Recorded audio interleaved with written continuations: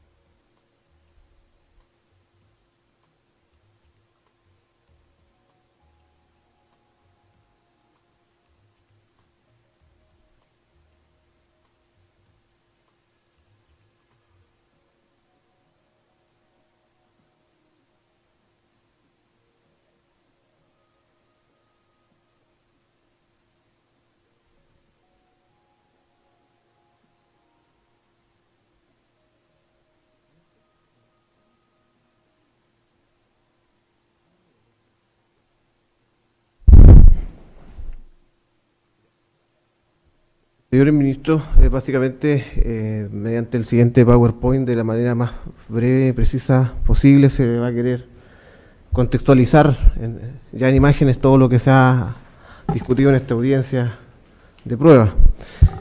Mostrando en primer lugar en dicha fotografía lo que es el edificio Libertador Bernardo O'Higgins, donde se puede apreciar que es un edificio que forma parte del casco histórico de la ciudad de Los Ángeles, el cual se emplaza en una de las esquinas de la plaza de armas de la ciudad y cuyo forma arquitectónica, como vemos, mira directamente hacia la plaza con su entrada principal apuntando directamente hacia ella, un edificio efectivamente de 2 pisos y con fachada por 2 calles que se intersectan en dicha esquina.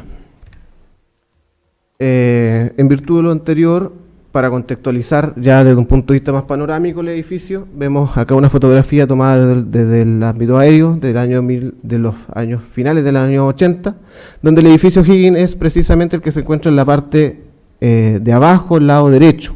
Es decir, lo vemos desde la parte de atrás, desde el estacionamiento, por decir así, apuntando hacia la municipalidad, o sea, perdón, hacia la plaza de Los Ángeles. Y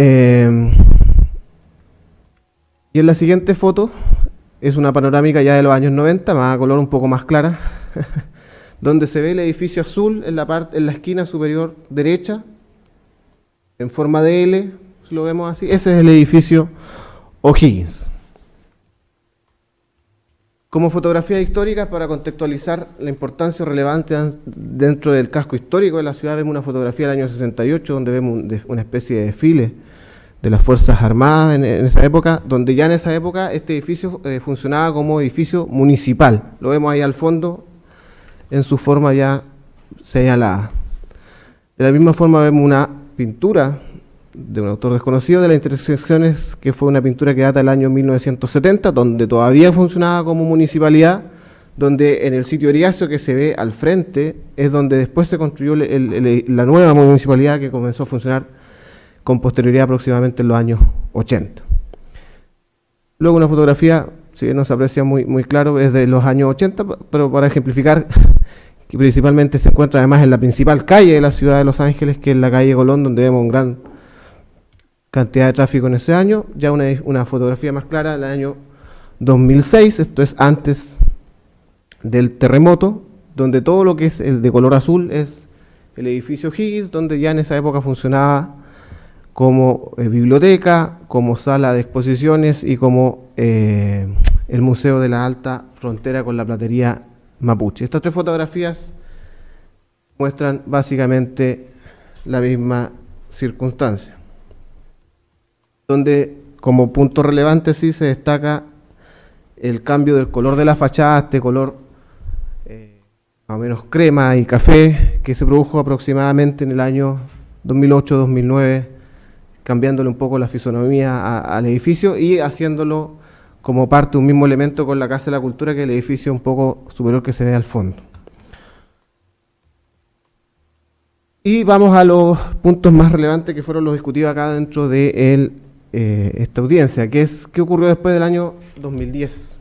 Y esta fotografía, señores ministros, fue tomada precisamente tras el terremoto del año 2010, donde vemos que la puerta principal de acceso se encuentra plenamente abierta al público, es decir, en plena utilización después del terremoto. Y básicamente me gustaría destacar acá que, a diferencia de lo que se ha señalado, no existe ningún aviso de peligro de derrumbe, no existe ninguna cierre de las veredas para un eventual peligro de caída del mismo, lo que, entre comillas, viene un poco a desmentir los dichos en cuanto a que este edificio quedó totalmente inhabitable. Luego mostraremos efectivamente cuándo ya se dejó de utilizar. Luego 4 fotografías, todas de posterior al terremoto del año 2010, de distinta época. Vemos el mismo contexto, en las fotografías principalmente de abajo, el funcionamiento de la biblioteca todavía, sin que exista cierre de la vereda ni nada al respecto. Y lo mismo, idéntico con las últimas 4 que se veían recién. Me interesa sí detenerme en estas que son un poco más gráficas, fueron obtenidas desde Google Street y que permiten saber la fecha en que fueron tomadas. Eso es bastante relevante para lo que se ha discutido en este juicio.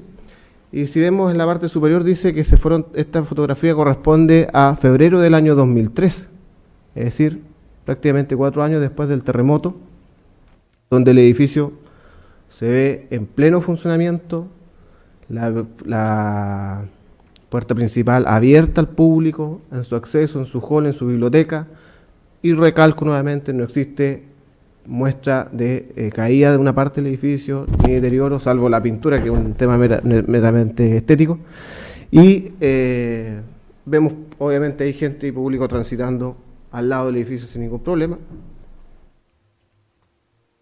Circunstancia que es idéntica si la comparamos ya a octubre del año 2015, fecha en que todavía no se habían iniciado las obras, donde, si ven aquí en esta fotografía, precisamente justo se encuentra cerrada la puerta principal. No sabemos si es porque el día en que fue tomada la fotografía no estaba en funcionamiento, pero vemos que se ve plenamente habitable el edificio, se ve gente transitando por sus costados, incluso vehículos municipales estacionados a sus costados sin ningún riesgo, a diferencia de lo que se ha tratado de señalar en esta audiencia.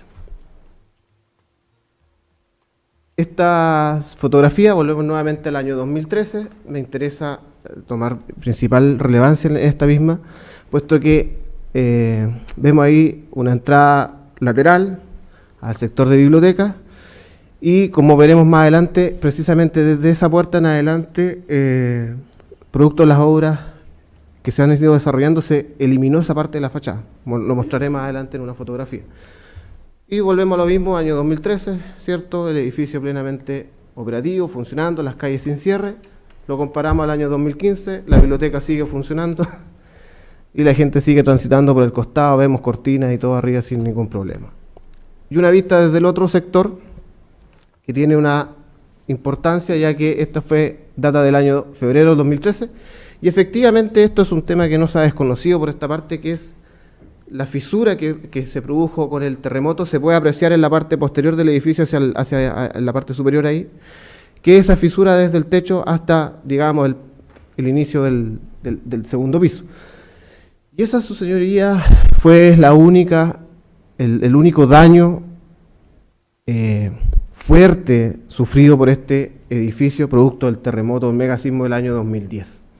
Como vemos, año 2013, el sector preciso donde estaba esta fisura siguió siendo utilizado como estacionamiento, la vereda se encontraba abierta, el edificio se encontraba habitado. Lo que se vuelve a confirmar con el año 2015, donde nuevamente se ve la fisura, quizá un poco más clara. Vemos hasta una mujer ahí circulando con su bebé y su carriola, sin que exista cierre de la vereda, sin que exista nada que ponga en manifiesto a las personas que transitaban por ese lugar o que asistían al edificio, que existía un real o eminente riesgo de derrumbe.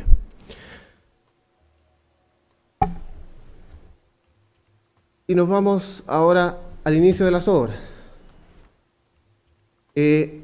Como se señaló en su oportunidad, tanto en la demanda presentada como por los testigos, estas obras se iniciaron básicamente, entre comillas, de forma bastante soterrada, sin que fuera de público conocimiento el inicio de ellas, ya que esta fotografía en preciso data del 3 de marzo del año 2016, donde miembros de la comunidad que yo represento hicieron una protesta ya ante el avance manifiesto de las obras.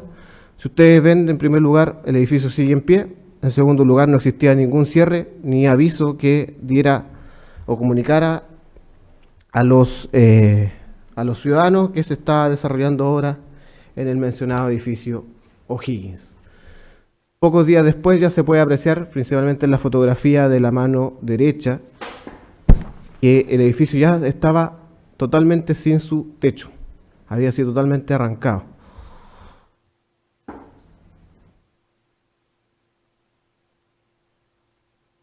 Y luego vemos fotografías ya interiores del edificio y vemos también del lado lateral, donde vemos que todavía la gente sigue transitando, mientras en el interior se seguía desmantelando el edificio, principalmente como se ve en la fotografía del lado derecho abajo, trabajando principalmente en el sector de la techumbre. Ahí ya se ve un poco más clara que se había sacado casi la totalidad del techo. Y en las presentes 4 fotografías se ve un poco el estado interior, si bien puede ser un poco fuerte la fotografía del lado superior izquierdo por la cantidad de escombros. Esto claramente se produjo en virtud de que se fue sacando el techo, no fue producto del terremoto, de una circunstancia previa. Toda esa escalera que se ve ahí, que era la que accedía al segundo piso y que tenía un gran valor desde un punto de vista arquitectónico o significativo para el edificio, fue arrancada totalmente, circunstancia que incluso para el tema del recurso de protección que en su oportunidad se presentó, fue uno de los puntos consultados a los abogados de la municipalidad, por cuanto se consideraba que era un elemento significativo del edificio, y como veremos más adelante fue arrancada en forma total. Y ya vemos el avance de la obra, donde ya con el inicio o con principalmente ya en plena tramitación del recurso de protección en el año 2016, ya vemos que ahí ya cuando el edificio está prácticamente sin nada en su techo, sin nada en su segundo nivel, y ahí recién se cierra el edificio y recién se colocan los letreros respectivos que informan a la comunidad la existencia de estas obras y cierran efectivamente el paso por los costados de la vereda. Y efectivamente ahí se podemos apreciar, se comienzan a reforzar la fachada, pero como lo explicó principalmente el arquitecto Fernando Vázquez de Clarón Autos, porque ya efectivamente, como se estaba quitando todo el interior del edificio, la fachada evidentemente podía caer, estaba quedando sin ningún reforzamiento. Es decir, antes del terremoto, después del terremoto del 2010 y antes del inicio de las obras, como pudimos apreciar en la fotografía, no se reforzó de ninguna forma la fachada o parte del edificio. 4 fotografías que muestran el mismo avance de las obras, tomadas de distintos lugares. Igual las de acá, y esta fotografía me interesa detenerme un poco, puesto que aquí se muestra claramente qué fue lo que quedó del edificio. Y como vemos, las obras fueron tremendamente destructivas e invasivas, puesto que solo dejan, literalmente se lo podemos llamar así, la cáscara del edificio, la fachada, dejando sin nada en su interior el edificio, sin ninguna estructura interna.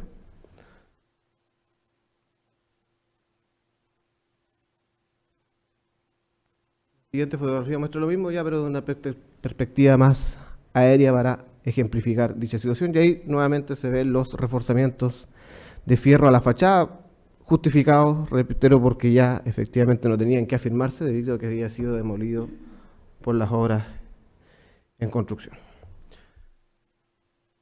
Y la siguiente fotografía es relevante, puesto que si bien la municipalidad dice que solo vamos a intervenir parcialmente, y estamos ahí en la discusión qué es parcial o qué no es parcial, reitero esta parte que no concuerda que parcial sea de sacar todo el interior, pero ya no solo se llegó a eso, sino que en la alteración del volumen se ha procedido en los últimos días o meses a destruir ya parte de la fachada. Como se puede apreciar ahí, existen 3 o 4 metros de fachada que fueron literalmente sacados desde su base. Entonces ya incluso se está con la obra avanzando más allá de lo que se entendía o que la propia municipalidad aceptaba que debía respetar la fachada. Ya ni siquiera la fachada se está respetando.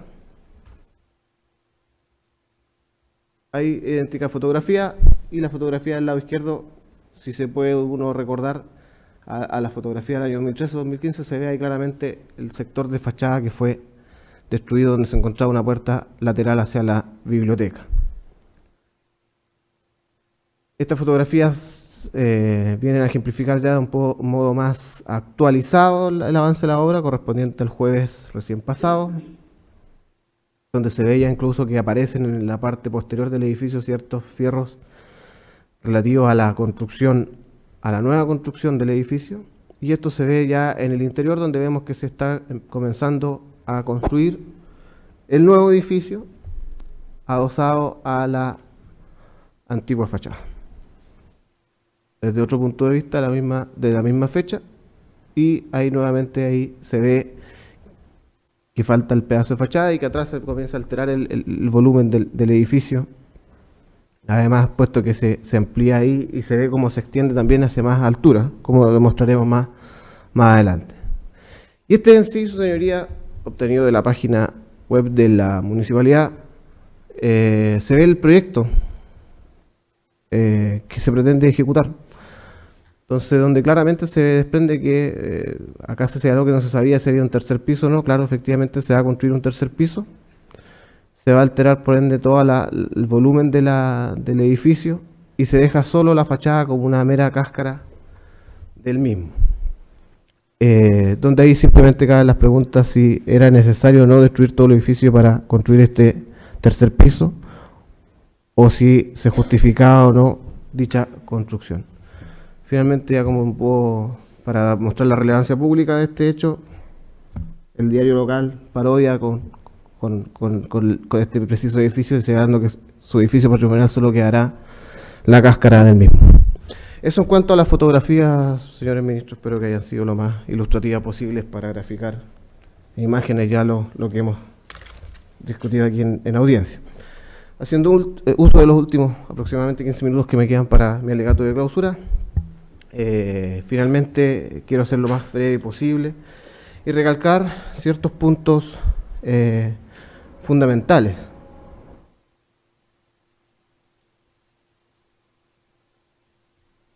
Se trata de un hecho no discutido en este punto, que efectivamente el edificio se encuentra catalogado como un edificio de conservación histórica y un edificio de conservación histórica parcial.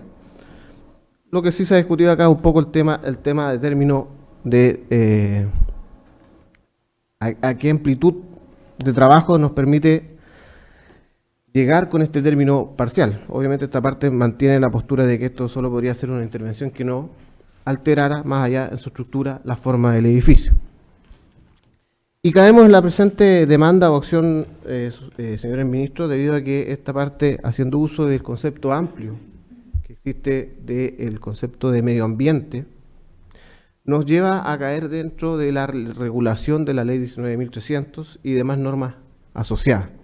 Puesto que si bien sabemos que no se ha definido en forma bien precisa qué es debemos tener por medio ambiente, sí se ha establecido que no solo se refiere a los aspectos naturales, sino que hay ciertos aspectos que se consideran parte del medio ambiente de las personas, ya sean históricos, patrimoniales, educacionales, etcétera, circunstancia que esta parte de todas formas estima conocida por este tribunal en virtud de la especialización sobre la materia, por lo cual no voy a redundar más allá al respecto, sino que simplemente hacer precisión respecto a ciertos puntos.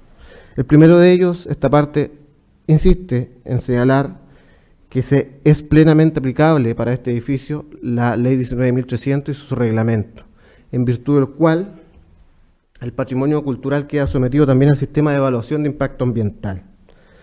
Todos los proyectos que requieren su intervención van a requerir de un estudio de impacto ambiental en virtud de dicha normativa.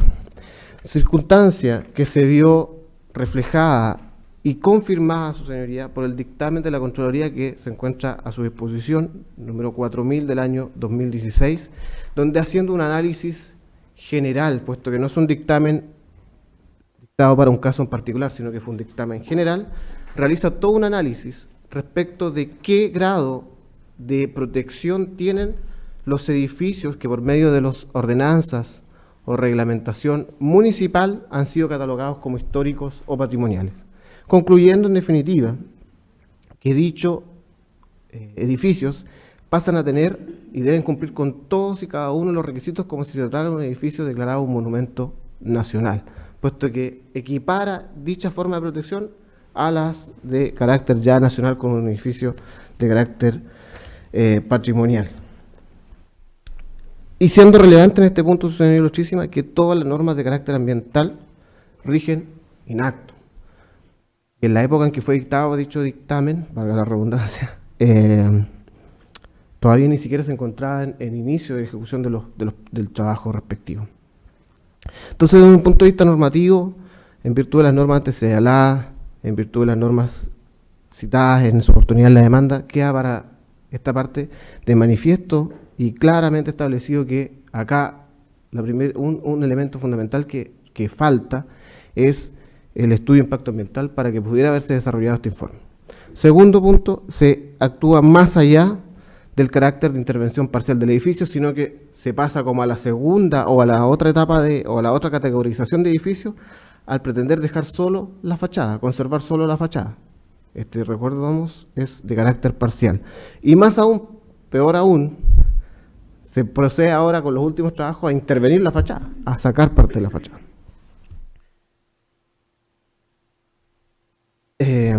Se ha demostrado también, su señoría, que no existía necesidad de demoler el edificio, por cuanto las técnicas, como se señaló en su oportunidad, simples de construcción, permitían esta reparación principalmente de la fisura más grave que se pudo apreciar en la fotografía, y principalmente si existían daños en el interior, que esta parte no los va a desconocer, puesto que hasta las propias casas de nosotros, ustedes pueden haber quedado dañados con el edificio, eran daños menores y principalmente de carácter estético, plenamente reparable.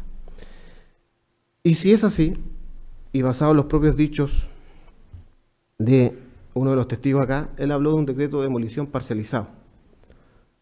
Entonces, ¿por qué, pregunto yo acá abiertamente, espero poder aclarar esta duda en su oportunidad, se demuele todo el edificio? Si hablamos de que un decreto era de demolición parcializado, que su intervención iba a ser parcial y que parcialmente se pudo seguir ocupando el edificio, según ellos, sus propios dichos. Entonces, ¿por qué las partes que se pudieron seguir ocupando, las partes que no se degradaron como demolibles, finalmente fueron sacadas en su totalidad, según las propias fotografías que hemos revisado? Finalmente, antes de concluir mi alegato, quiero hacer presente que efectivamente esta parte reconoce la existencia de los antecedentes acompañados por, principalmente los documentos acompañados por la parte contraria, haciendo referencia principalmente al tema del dictamen de la Contraloría, no el 4000, sino que el otro que finalmente acompañó en esta audiencia. Principalmente esto es un caso particular, no en forma general, lo quiero hacer presente.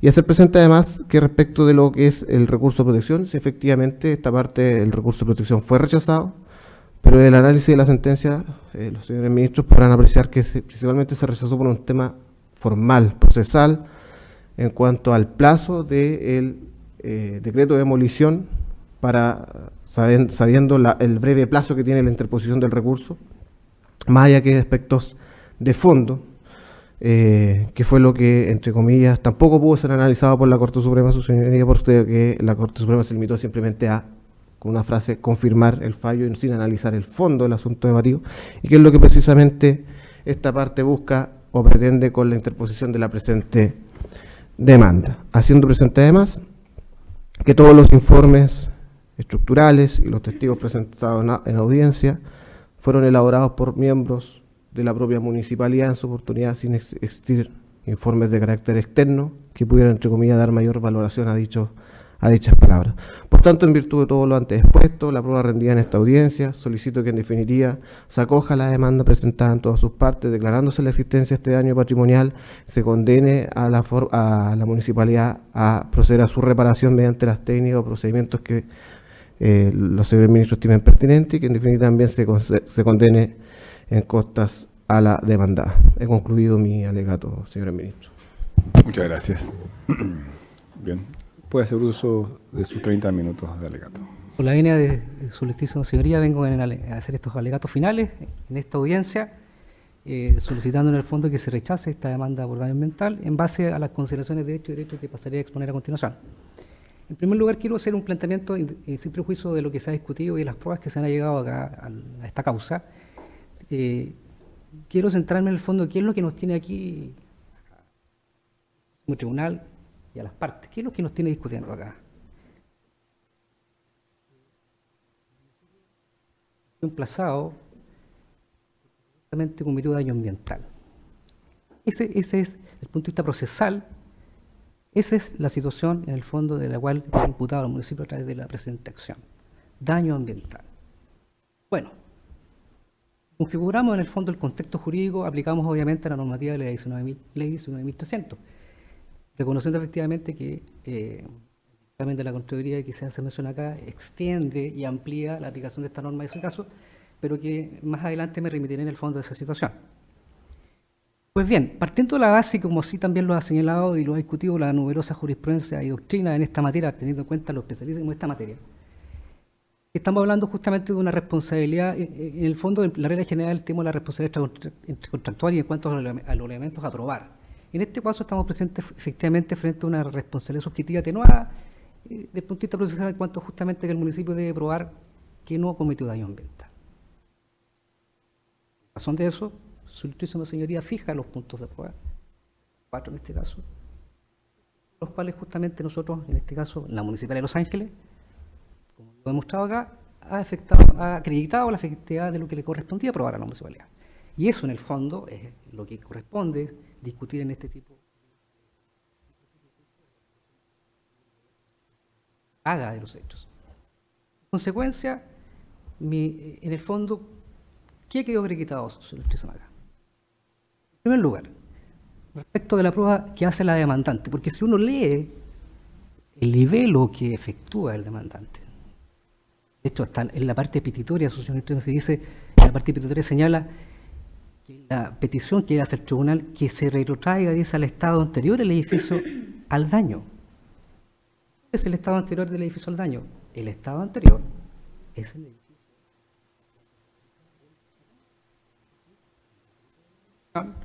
que además no fue ni siquiera impugnado ni por una vía judicial ni administrativa.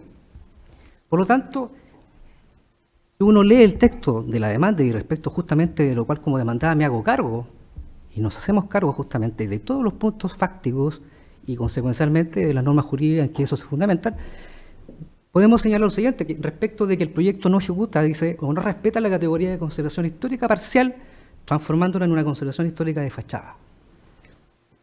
Se debe tener presente entonces que la legislación vigente en este caso y la ordenanza general dice no reconoce estas categorías, su señor ilustrísima, de protección parcial, total y fachada, sino que estos corresponden a un recurso, una forma de clasificación de los distintos tipos de intervenciones que se pueden hacer y que fueron propuestas justamente por el arquitecto Gonzalo Cerda en el documento Estudio de Inmuebles y de Conservación Histórica elaborado en el marco del proyecto de modificación del plan regulador en octubre del 2005. En octubre del 2005. Anterioridad al año 2007, donde efectivamente ya el edificio tiene una protección jurídica más importante. La condición general entonces de un edificio de valor patrimonial protegido es de inmuebles de conservación histórica, el que acabamos de ver acá latamente en las imágenes que la contraparte presentó, es un elemento, es un edificio de valor patrimonial y que está individualizado como tal en nuestro plan regulador. Y en cuanto a las medidas de protección que se hacen para el edificio, existen las siguientes: Fachada, dice, me remito a la ordenanza, no se podrá ampliar con otros pisos ni alterar sus detalles, a excepción de las necesarias para incorporar un portal en las calles Colón y Caupolicán de primer nivel, y estarán permitidos los cambios de color. Interior, estarán permitidas modificaciones interiores que no sean visibles desde la calle. Por ende, el proyecto se encuentra justamente desarrollado y de acuerdo al estudio efectuado y autorizado, por cuanto no amplía el volumen original, sino que se genera un volumen retranqueado que no se vincula con una estructura original, sino que y tampoco altera sus detalles. En cuanto al proyecto en específico, este reconoce justamente los elementos del valor del edificio. Lo hace efectivamente a través de la memoria del proyecto ficha de valoración circular DDU, que está acompañada en autos por esta parte en el fondo, y respecto a los cuales se hace todo el tipo de la regulación. Eso como primer punto. Otro aspecto que también nos hacemos cargo, que se señala en la demanda, es que la edificación no respetaría la franja de expropiación de 5 metros de la zona actual. En este caso, justamente, Colega, ha quedado acreditado. trate de no leer, sí, por no, favor. es que cito textual para. Ok, cuando cites el Ya. textual, lo que cites, lo dice. Otro punto a destacar justamente el siguiente. Respecto de la situación del dictamen del daño ambiental. ¿En qué consistiría el daño ambiental? Si uno lee la demanda, dice que nosotros deberíamos incumplir la normativa. Se cita para tal efecto el dictamen, justamente, el último que se señala por la Contraloría, en que se señala efectivamente que requiere justamente aplicación de estudio de impacto ambiental. Y quiero clarificar un tema técnico. Las normas administrativas de jurisprudencia de la Contraloría no rigen in actu. Un principio básico, justamente básico del derecho administrativo, que en cuanto a la protección de los derechos de buena fe. Por lo tanto, los dictámenes de Contraloría solamente empiezan a regir para el futuro y así también hay miles de dictámenes. Cuando se aprueba el proyecto por parte del municipio, efectivamente nosotros, si me permite citar textual, el dictamen 78.394 del año 2012, que se acompaña también en el expediente y respecto al cual consta además la aprobación del mismo, efectivamente señala que no se contempla esta obligatoriedad del municipio de requerir estudio de impacto ambiental. Amén de eso, es que el proyecto es aprobado justamente para el municipio. Pero quiero hacer presente justamente esa situación de que el dictamen efectivamente es de marzo, pero rige para situaciones futuras.